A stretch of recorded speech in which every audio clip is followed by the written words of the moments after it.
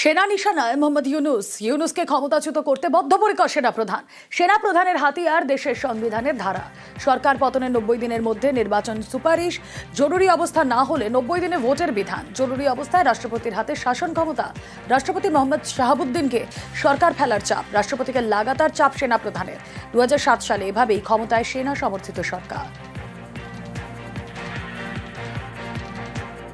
ইউনুস সাহেব তিনি প্রধান উপদেষ্টা হওয়ার সময়তে তিনি যেভাবে বলছিলেন যে না আমরা ডিসেম্বরের মধ্যে ভোট করাবো, তারপরে আবার তিনি একটা কথা নিয়ে আসলেন যে ইলেকশনের সংস্কার দরকার, ভোটার তালিকায় সংস্কার দরকার, ভোটের প্রক্রিয়াটাকে কিন্তু পিছিয়ে দেওয়ার চেষ্টা করা হচ্ছিল। ডিসেম্বর মাসের পরেও তিনি ক্ষমতায় থাকতে চাইছেন কোন রকম নির্বাচন ছাড়া। একটা অনির্বাচিত সরকারের কেয়ারটেকার প্রধান হয়ে তিনি ক্রমাগত দেশের অভ্যন্তরীণ এবং বৈদেশিক নিরাপত্তা বিষয়ে সিদ্ধান্ত নিয়ে চলেছেন। তাহলে সেনা প্রধানের যে পদক্ষেপ আমার মনে হয় এটা বাংলাদেশের নির্বাচনকে ত্বরান্বিত করবে। যে দিকে ইউনুস সরকার যাচ্ছে, যে চূড়ান্ত একটা ভারত বিরোধিতা, এবং তার সাথে সাথে আমাদের নর্থ ইস্ট ইন্ডিয়া এই মানবিক করিডোরটাকে তৈরি করে কখনো তিনি বলছেন যে সমুদ্রের থেকে আমাদের তিনি যোগাযোগ নর্থ ইস্টের বিচ্ছিন্ন করে দেবেন। এই যে কথাগুলো বারবার করে বলা হচ্ছে, এগুলো এই প্রক্রিয়াটাকে আরো ত্বরান্বিত করেছে মাত্র।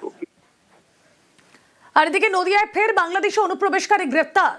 যে খবর আমরা পাচ্ছি, ফের 10 জন বাংলাদেশি অনুপ্রবেশকারীকে গ্রেফতার করলো নদিয়ার ধানতলা থানার পুলিশ। ধৃতদের আজ আদালতে তোলা হয়। ধানতলার পুলিশ গ্রেফতার করে 10 বাংলাদেশি অনুপ্রবেশকারীকে।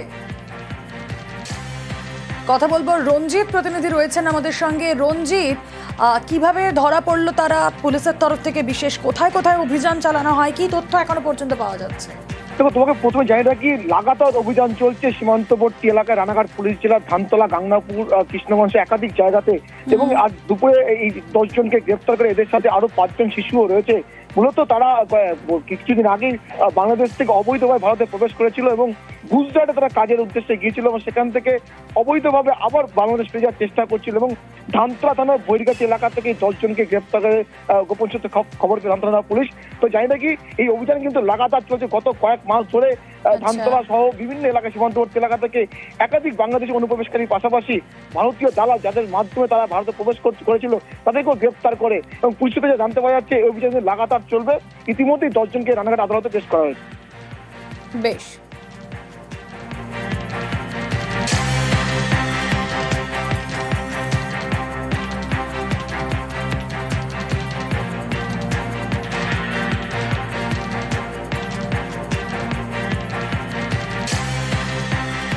নদিয়ায় ফের বাংলাদেশি অনুপ্রবেশকারী গ্রেপ্তার। সীমান্তবর্তী বিভিন্ন জায়গায় তল্লাশি অভিযান চলছে আর সেখানে 10 বাংলাদেশি গ্রেপ্তার। 10 বাংলাদেশিকে গ্রেপ্তার নদিয়ার ধানতলা থানার। আজ তাদেরকে আদালতে পেশ করা হয়।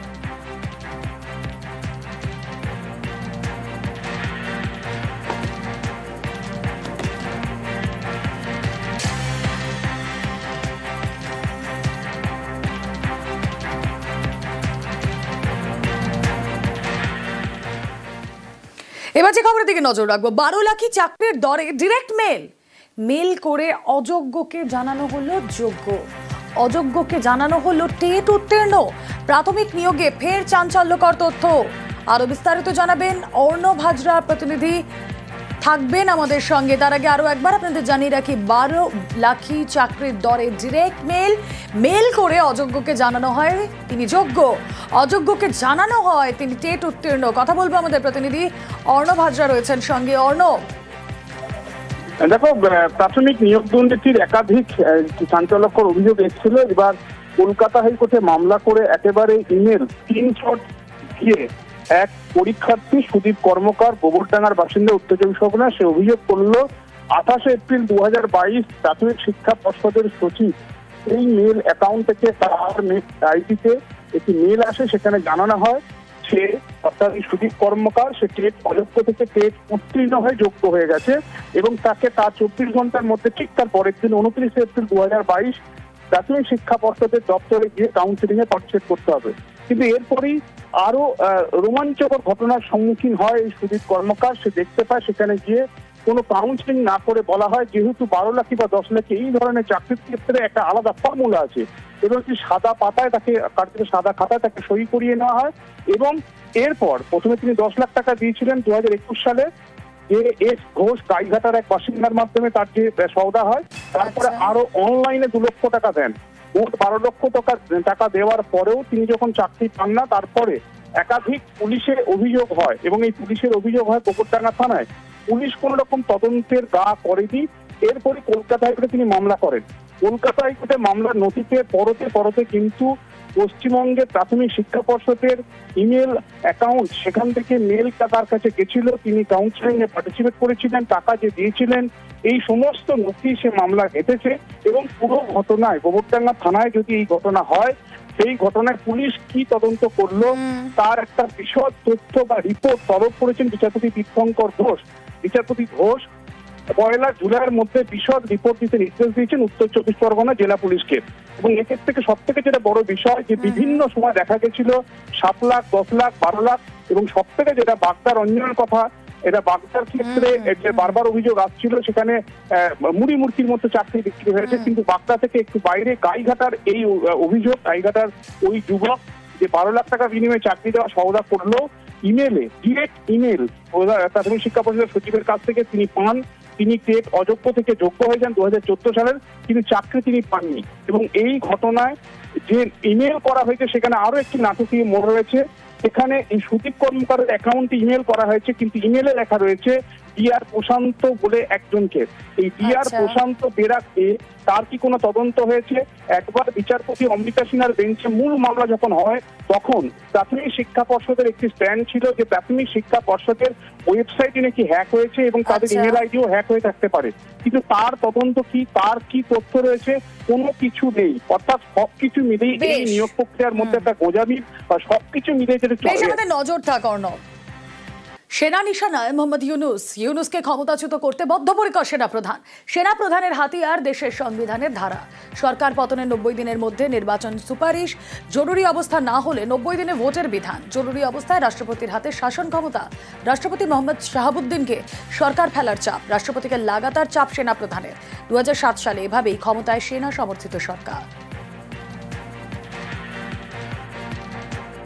ইউনুস সাহেব তিনি প্রধান উপদেষ্টা হওয়ার সময়তে তিনি যেভাবে বলছিলেন যে না আমরা ডিসেম্বরের মধ্যে ভোট করাবো, তারপরে আবার তিনি একটা কথা নিয়ে আসলেন যে ইলেকশনের সংস্কার দরকার, ভোটার তালিকায় সংস্কার দরকার, ভোটের প্রক্রিয়াটাকে কিন্তু পিছিয়ে দেওয়ার চেষ্টা করা হচ্ছিল। ডিসেম্বর মাসের পরেও তিনি ক্ষমতায় থাকতে চাইছেন কোন রকম নির্বাচন ছাড়া। একটা অনির্বাচিত সরকারের কেয়ারটেকার প্রধান হয়ে তিনি ক্রমাগত দেশের অভ্যন্তরীণ এবং বৈদেশিক নিরাপত্তা বিষয়ে সিদ্ধান্ত নিয়ে চলেছেন। তাহলে সেনা প্রধানের যে পদক্ষেপ, আমার মনে হয় এটা বাংলাদেশের নির্বাচনকে ত্বরান্বিত করবে। যে দিকে ইউনুস সরকার যাচ্ছে, যে চূড়ান্ত একটা ভারত বিরোধিতা, এবং তার সাথে সাথে আমাদের নর্থ ইস্ট ইন্ডিয়া এই মানবিক করিডোরটাকে তৈরি করে, কখনো তিনি বলছেন যে সমুদ্রের থেকে আমাদের তিনি যোগাযোগ নর্থ ইস্টের বিচ্ছিন্ন করে দেবেন। এই যে কথাগুলো বারবার করে বলা হচ্ছে, এগুলো এই প্রক্রিয়াটাকে আরো ত্বরান্বিত করেছে মাত্র।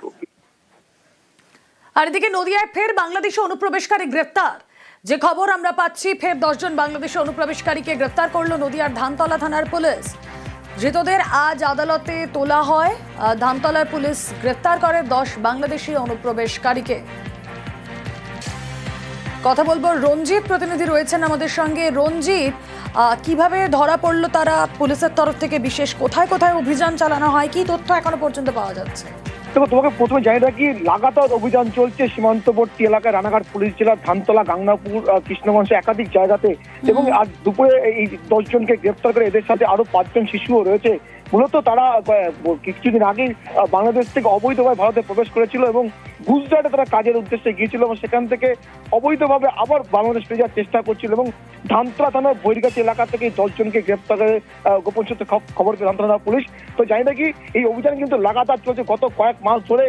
ধানতলা সহ বিভিন্ন এলাকা, সীমান্তবর্তী এলাকা থেকে একাধিক বাংলাদেশি অনুপ্রবেশকারীর পাশাপাশি ভারতীয় দালাল যাদের মাধ্যমে তারা ভারতে প্রবেশ করেছিল তাদেরকেও গ্রেফতার করে। এবং পুলিশ থেকে জানতে পারা যাচ্ছে এই অভিযান লাগাতার চলবে। ইতিমধ্যেই 10 জনকে রানাঘাট আদালতে পেশ করা হয়েছে। বেশ।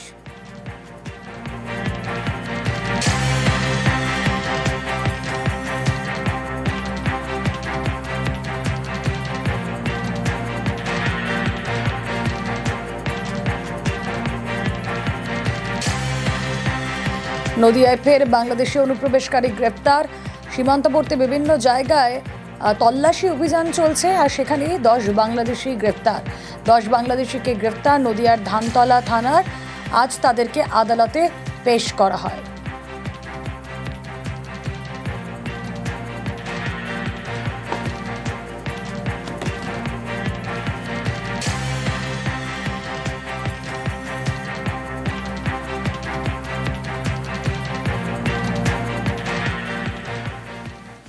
এবার যে খবরের দিকে নজর রাখবো, 12 লাখি চাকরির দরে ডিরেক্ট মেল করে অযোগ্যকে জানানো হলো যোগ্য। অযোগ্যকে জানানো হলো টেট উত্তীর্ণ। প্রাথমিক নিয়োগে ফের চাঞ্চল্যকর তথ্য। আরো বিস্তারিত জানাবেন অর্ণব হাজরা প্রতিনিধি থাকবেন আমাদের সঙ্গে। তার আগে আরো একবার আপনাদের জানিয়ে রাখি, 12 লাখি চাকরির দরে ডিরেক্ট মেল করে অযোগ্যকে জানানো হয় তিনি যোগ্য, অযোগ্যকে জানানো হয় তিনি টেট উত্তীর্ণ। কথা বলবো আমাদের প্রতিনিধি অর্ণব হাজরা রয়েছেন সঙ্গে। অর্ণব, দেখো, প্রাথমিক নিয়োগ দুর্নীতির একাধিক চাঞ্চল্যকর অভিযোগ এসেছিল। এবার কলকাতা হাইকোর্টে মামলা করে একেবারে ইমেল স্ক্রিনশট দিয়ে এক পরীক্ষার্থী সুদীপ কর্মকার গোবরডাঙ্গার বাসিন্দা উত্তর চব্বিশ পরগনা সে অভিযোগ করলো 28 এপ্রিল 2022 প্রাথমিক শিক্ষা পর্ষদের সচিব এই মেল অ্যাকাউন্ট থেকে তার আইডিতে একটি মেল আসে, সেখানে জানানো হয় সে অর্থাৎ সুদীপ কর্মকার সে টেট অযোগ্য থেকে টেট উত্তীর্ণ হয়ে যোগ্য হয়ে গেছে এবং তাকে তার 24 ঘন্টার মধ্যে ঠিক তার পরের দিন 29 এপ্রিল 2022 প্রাথমিক শিক্ষা পর্ষদের দপ্তরে গিয়ে কাউন্সিলিং এ পার্টিসিপেট করতে হবে।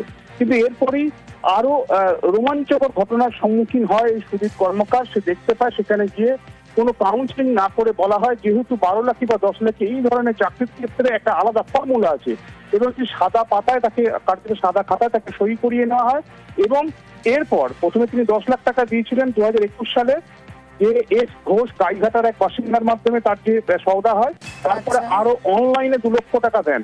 মোট 12 লক্ষ টাকা দেওয়ার পরেও তিনি যখন চাকরি পান না, তারপরে একাধিক পুলিশের অভিযোগ হয় এবং এই পুলিশের অভিযোগ হয় গোবরডাঙ্গা থানায়। পুলিশ কোন রকম তদন্তের গা করেনি। এরপরে কলকাতা হাইকোর্টে তিনি মামলা করেন। কলকাতা হাইকোর্টে মামলার নথিতে পরতে কিন্তু পশ্চিমবঙ্গের প্রাথমিক শিক্ষা পর্ষদের ইমেল অ্যাকাউন্ট সেখান থেকে মেল তার কাছে গেছিল, তিনি কাউন্সিলিং এ পার্টিসিপেট করেছিলেন, টাকা যে দিয়েছিলেন, এই সমস্ত নথি সে মামলা ঘটেছে এবং পুরো ঘটনায় গোবরডাঙ্গা থানায় যদি এই ঘটনা হয় সেই ঘটনায় পুলিশ কি তদন্ত করলো তার একটা বিশদ তথ্য বা রিপোর্ট তলব করেছেন বিচারপতি তীর্থঙ্কর ঘোষ।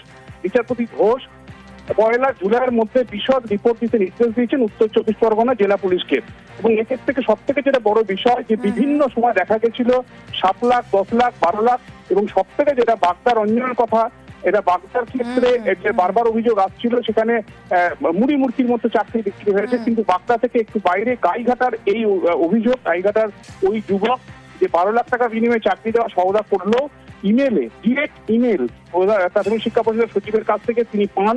তিনি টেট অযোগ্য থেকে যোগ্য হয়ে যান 2014 সালের, কিন্তু চাকরি তিনি পাননি এবং এই ঘটনায় যে ইমেল করা হয়েছে সেখানে আরো একটি নাটকীয় মোড় রয়েছে। এখানে এই সুদীপ কর্মকারের অ্যাকাউন্টে ইমেল করা হয়েছে কিন্তু ইমেলে লেখা রয়েছে ডিআর প্রশান্ত বলে একজনকে। এই ডিআর প্রশান্ত বেরাকে তার কি কোনো তদন্ত হয়েছে?